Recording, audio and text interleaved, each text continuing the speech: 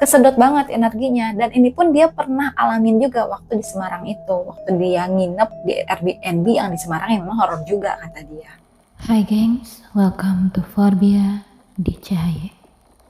Cerita horor yuk.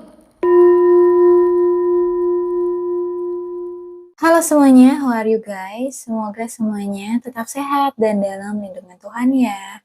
Kenalin aku Farbia, di sini aku menceritakan cerita-cerita horor nyata yang menurut aku menarik. Semoga cerita yang menurut aku menarik juga ya buat kalian.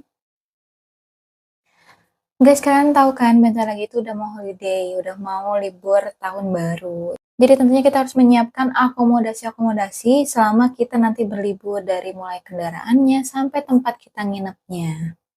Supaya saat kita nanti liburan itu, kita bisa menikmatinya secara penuh gitu dan gak ada bad mood karena sesuatu yang tidak sesuai ekspektasi kita. Nah, cerita kali ini dibagikan oleh seseorang yang bernama Andreas Christian yang menceritakan pengalaman horor yang dialami sendiri pada waktu dia pergi ke sebuah kota. Namun memang di sini konteksnya bukan untuk berlibur, melainkan untuk perjalanan dinas. Pasti penasaran kan ceritanya kayak gimana? Jadi biar nggak lama-lama, kita langsung aja ke ceritanya. Pengalaman ini Andreas alami waktu dia berada di kota Medan pada akhir Juli 2019. Kunjungannya ke kota Medan pada waktu itu adalah untuk mengurus event yang memang diadakan oleh salah satu TV swasta. Nah, kota Medan ini merupakan kota terakhir di mana event ini diadakan setelah sebelumnya udah beres diadain di kota Jakarta dan juga Surabaya. Sesampainya di kota Medan waktu itu, Andre itu nyampe sekitar pukul 1 siang. Nah, waktu itu dia nggak langsung pergi ke hotel di mana dia mau nginap. Jadi dia waktu landing itu, dia pergi dulu nih ke venue-nya ya, tempat event atau tempat kerja dia nanti, supaya dia bisa berkoordinasi dulu nih sama orang-orang yang ada di sana dan make sure semuanya itu benar-benar bagus gitu, supaya eventnya terlaksana dengan baik. Habis dari situ, barulah dia pergi nih menuju penginapan yang memang dia udah booking sebelumnya. Waktu itu dia membooking penginapan ini melalui aplikasi si Pintu Merah. Mungkin kalian udah rada familiar lah ya maksudnya Pintu Merah ini apa. Andreas pun memilih penginapan yang memang gak jauh dari venue tempat event akan berlangsung, jadi gampang gitu bolak-balik ke tempat kerjaannya. Selain itu dia cari juga yang memang harganya tuh cukup affordable karena dia akan tinggal di penginapan tersebut selama 7 hari. Nah, pas dia cari-cari, ketemu nih satu kamar yang menurut dia foto-fotonya itu memang menarik dan kayaknya harganya tuh oke. Ini bukan pertama kalinya Andreas itu nginep terus bookingnya melalui aplikasi, jadi dia udah cukup hatam ya. Pernah ada satu masa dia itu nginep 1 minggu di Surabaya. Nah, di sini dia nginep, pesannya juga memang lewat suatu aplikasi ya, aplikasi yang lain tapi versi premiumnya. Sama nih kayak si Pintu Merah ini, dia pun milihnya yang versi premiumnya. Mungkin kayak ada yang biasa, terus tapi ada yang premiumnya. Ya gitulah, aku juga ini baru tahu. Buat kalian yang udah tahu bahwa Pintu Merah itu ada premiumnya atau yang lain pernah ada premiumnya, kalian kasih tahu ya, karena ini menarik nih. Harus download aplikasi baru lagi atau gimana? Tolong komen ya. Nah, biaya yang dikeluarkan Andreas selama 7 hari itu terbilang murah. Karena kurang lebih biayanya itu sekitar 1 jutaan untuk 7 hari tinggal gitu. Di sini Andreas mikirnya ya ini oke lah, karena dia nggak butuh penginapan yang terlalu mahal. Toh nanti kan dia akan ngabisin waktunya itu di event. Jadi si nginepnya ini cuman buat tidur doang. Jadi ya udahlah gitu aja gitu. Selain daripada itu, foto penginapan ini pas di aplikasi itu lumayan bagus. Kayak gini lah kurang lebih. Jadi konsepnya itu kayak industrial gitu ya, dengan kamar mandi yang menurut aku ini tipenya Nordic atau rustic gitulah. Fotonya tuh memang terlihat menarik dan juga minimalis, juga simple gitulah. Sesampainya di tempat itu, Andreas pun langsung menuju lobby dong karena dia mau check-in. Proses check-innya sendiri itu terbilang sangat cepat ya, karena kurang dari 5 menit, ya Andreas sudah megang tuh kunci kamarnya dia. Saat itu kamar dia tuh terletak di lantai 3. Akhirnya dia pun dianterin deh sama petugas penginapan untuk lantai 3. Awalnya dia mikir mungkin akan diarahin ke lift, tapi ternyata di penginapan ini nggak ada lift, jadi mereka harus melalui tangga untuk bisa naik ke lantai 3 ini. Nah, selama perjalanan dia ke lantai 3, dia tuh ngeliat dong keadaan lantai lainnya. Pas dia lihat, dia tuh kayak terheran-heran gitu ya sama si layout penginapan ini. Jadi tiap lantai itu berisi lorong-lorong kamar yang berbaris dan berhadapan dengan dinding berwarna abu-abu. Habis itu, penerangannya itu minim sehingga membuat kesannya tuh kusam. Layout kamar yang ada di lorong ini lebih mirip dengan kamar kos-kosan lah kata dia.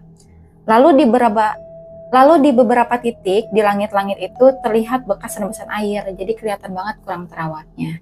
Sebenarnya kalau aku lihat fotonya sih ini kesannya industrial. Mungkin memang dibangun dengan konsep industrial tersebut. Tapi karena penerangan yang minim, selain itu perawatannya yang kurang, menyebabkan kesannya menjadi agak gloomy gitu loh. Akhirnya Andreas pun sampai di lantai 3 ya, dan ditujukan ke kamarnya. Pas dia buka si kamar ini, bau lembab langsung menyeruak. Setelah itu, dia tuh ngeh nih.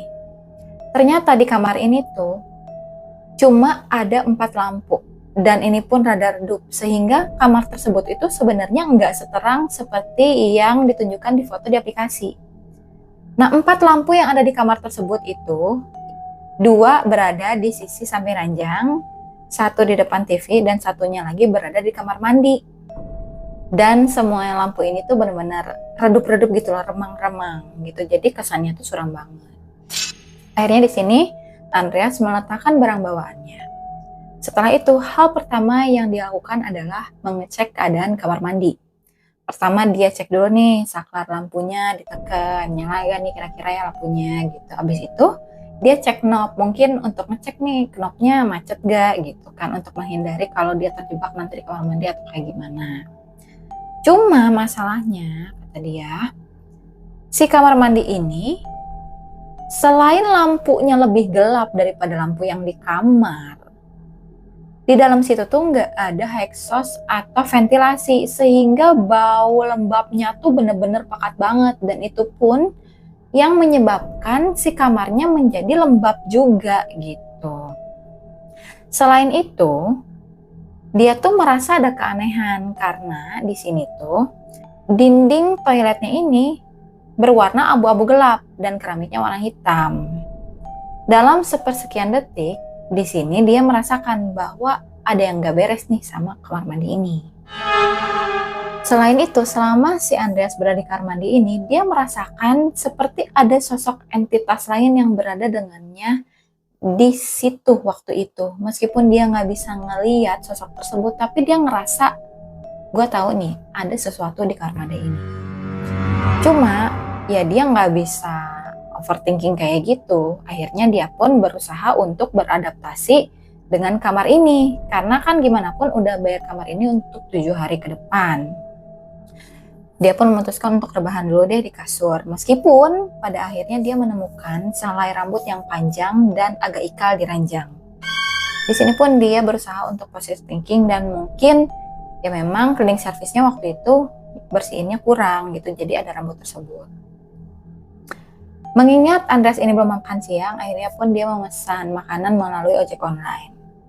Sambil nunggu pesanan makannya datang, dia tuh chat nih dengan istrinya sambil ngasih tahu keadaan kamarnya tuh kurang enak gitu. Dan dia pun kayak mikir, kira-kira saya bisa nggak ya istirahat dengan tenang selama 7 hari di sini?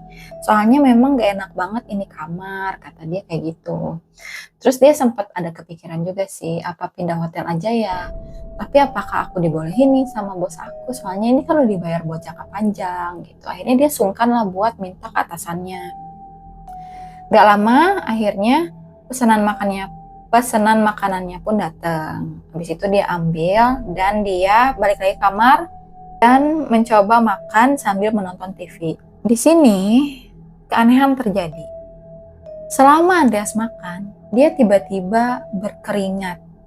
Padahal makanan yang dia makan tuh nggak pedas sama sekali. Selain itu, hawa di kamar tersebut tiba-tiba terasa panas dan pengap.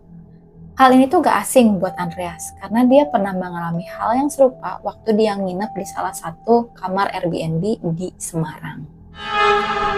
Lalu selama makan, Andreas tuh merasa dia tuh gak tahu kenapa seperti sedang diperhatikan oleh sosok dari arah depan kamar mandi. Berapa kali coba Andreas hiraukan, tapi entah kenapa pandangannya itu tertuju lagi dan lagi ke depan pintu kamar mandi.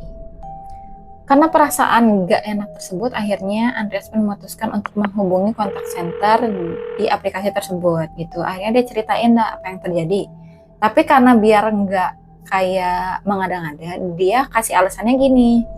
Foto di aplikasi sama kamar ini secara real itu berbeda. Jadi dia minta bisa nggak nih ya di refund pembayarannya karena dia mau ganti lah, pokoknya mau pindah penginapan kayak gitu. Akhirnya pihak kontak center pun bilang, ya udah foto dong kamar-kamar yang sekarang terus kirim ke kami biar kami bisa coba ajukan kayak gitu. Nah setelah itu Andreas pun menyematkan foto-foto di aplikasi yang which is dia memang kasih nih ya secara real. Dan emang kalau aku lihat ini a bit dark sih, kayak ini gelap banget dan emang kayak gak enak gitu loh guys. Entah kenapa ya, tapi kalau soal ranjangnya sih mirip kayak foto yang pertama gitu. Tapi ya nggak tahu ya, agak nggak enak, nggak terang gitu.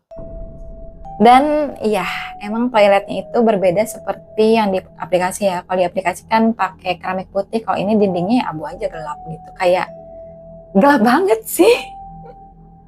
Setelah memberikan foto-foto tersebut dan pengajuan refund, ternyata keputusannya adalah bahwa refund tersebut tuh nggak bisa dilakuin.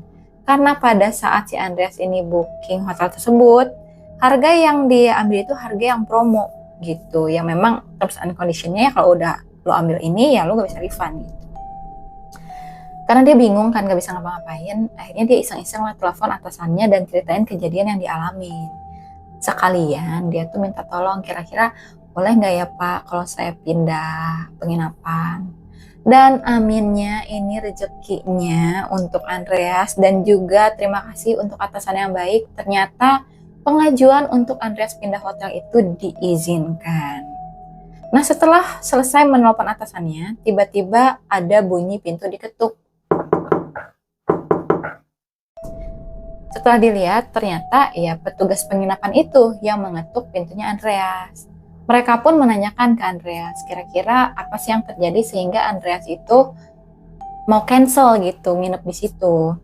Akhirnya ya udah diceritain deh yang dialami lah gitu. Pihak hotel pun menawarkan ke Andreas untuk pindah kamar nih. Kalau emang di kamar ini gak nyaman ya udah pindah. Andreas pun di sini menyambut dan positif ya. Dia pun ya udah kalau memang bisa pindah kamar. Saya pengen lihat dong kamar yang kamu tawarkan seperti apa ya, kalau memang keadaannya lebih bagus ya saya pindah gitu. Tapi ternyata kamar yang lainnya pun kondisinya sama. Jadi keadaannya tuh gelap, lampunya redup dan juga hawanya lembab gak enak kayak gitu. Ya di sini tentunya Andreas memutuskan untuk check out aja. Dia di sini mengemas seluruh barang bawaannya dan cepat-cepat turun ke lobi.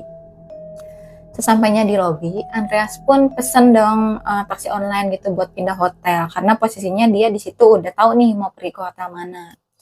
Pas dia lagi check out gitu, resepsionisnya nanya, kira-kira apa yang kamu alami sampai kamu tuh mau check out? Ini kan kamu udah booking panjang gitu. Di sini Andreas pun jujur aja cerita seperti sebelumnya ya, nggak ngada-ngada, secara apa adanya ini yang saya alami. Dan yang mencengangkan adalah balasan dari si resepsionis, karena resepsionis tersebut menjawab seperti ini. Setahu saya, yang seram itu adanya di lantai 2. Kalau yang di lantai 3 itu sebenarnya nggak ngeganggu banget kok. Di sini pun speechless lah ya Andreas, tapi aminnya dia ditolong oleh kedatangan si taksi online yang dipesan. Akhirnya dia langsung naik ke mobil, terus ya bengong dulu gitu. Selain bengong, dia pun merasa kayaknya capek banget, super duper capek. Tapi capeknya tuh kayak kesedot banget energinya. Dan ini pun dia pernah alamin juga waktu di Semarang itu. Waktu dia nginep di Airbnb yang di Semarang yang memang horor juga kata dia. Sambil di perjalanan, akhirnya Andreas pun mengirimkan foto-foto kamar tadi itu ke sahabatnya yang indigo. Biar kayak iseng-iseng dia tolong liatin gitu. Hal pertama yang ditanyain sahabatnya ini adalah, kamu berasa diliatin mulu ya? Sosok yang mengganggu kamu itu adalah sosok yang berasal dari kamar mandi dan memang dia itu mondar-mandir mulu sambil melihat kamu.